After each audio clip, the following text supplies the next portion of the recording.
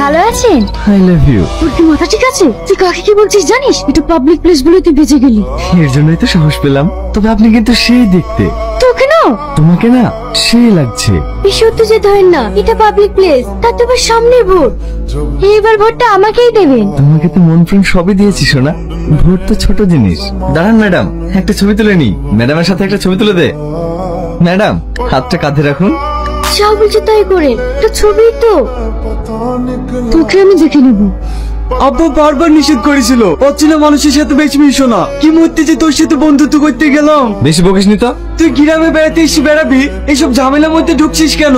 একটু শান্ত হন। কি করে শান্ত হবো? ওর এত বড় সাহস, ও আমাকে আই লাভ ইউ বলে। ম্যাডাম এইদিকে দেখুন, এমএলএ ম্যাডাম হঠাৎ করে আপনার কলা ধরলো কেন? ভালোবাসার মধ্যে এরকম টুকটাক ঝামেলা হতেই পারে। এখন আপনি যদি অন্য একটা ছেলের সঙ্গে কথা বলেন তাহলে আপনার সামনে রাগ করবে না? মানে? আমরা দুজন দুজনকে 7 বছর থেকে ভালোবাসি। কি? কাল আমার এক বান্ধবের সঙ্গে কথা বলতে দেখে ওর একটু অভিমান হয়েছে।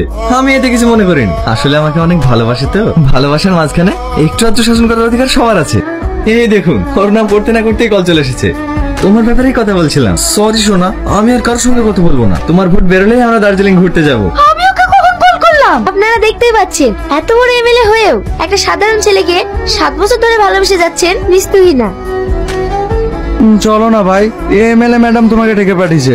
সেটা আগে বলবি তো। তোরা খেল, আমি তোর ভাবির সঙ্গে একটু দেখা করে আসি। চল। এদেরকে আবার পাঠানোর কি দরকার ছিল? তুমি একবার ফোন করলে তো আমি ছুটে চলে আসতাম। বন্ধ কর তোর নাটক। তোকে আমি যেটা জিজ্ঞেস করছি সেটা বল। তোর সাথে আমার 7 বছরের রিলেশন, আমাদের মধ্যে মানবিমান চলছে, তাহলে তুই এগুলো কেন বলছিস? তোমার কাছে পৌঁছানোর জন্য। মানে? কারো স্বপ্ন থেকে ইঞ্জিনিয়ার হব, ডাক্তার হব, উকিল হব, কিন্তু আমার ছোট থেকেই স্বপ্ন তোমার মতো সুন্দর এক এমএলএর হাজবেন্ড হব। খুব সুন্দর। ইলিশ মাছ দিয়ে ভাত খেয়েছো না? তুমি কিন্তু খুব বেশি বেশি করছো। জানো এর পরিণতি কি হতে পারে? যেদিন আমাদের দুজনের বিয়ে হবে না, সর্বপ্রথম তোকে কাজছাড়া করবো। কিন্তু আমার ধৈর্যের বাঁধ ভেঙে ফেলছিস। শান্ত হতো। দেখি মোবাইলটা, নাম্বারটা সেভ করে দিলাম। যখন মন চাইবে কল করো। টাটা। ঠিক আমার আর সহ্য হচ্ছে না। তুমি তাড়াতাড়ি গাড়িকে ফোন করো। এই বিষয়টা কি স্যারকে জানানো ঠিক হবে? তোমাকে ফোন করতে বললাম না? হ্যালো, আমি আসছি। আজকের বিশেষ খবর, হোম মিনিস্টার স্বয়ং দিল্লি থেকে নবাবগঞ্জে আসছে। তিনি যে কি কারণে আসছেন সেটাই আমরা তার মুখ থেকে সরাসরি জেনে নিই। স্যার আপনি যে এতদিন পর হঠাৎ করে নবাবগঞ্জে ফিরছেন, তার বিশেষ কারণটা জানতে পারি? আমার সেখানে কিছু কাজ আছে, তার জন্যই আমি ওখানে যাচ্ছি। স্যার আমরা শুনলাম আপনার মেয়ে একটা ছেলেকে ভালোবাসে, এটা কি সত্য? দেখুন, এই বিষয়ে আমি কিছু বলতে চাই না। Sir plan success.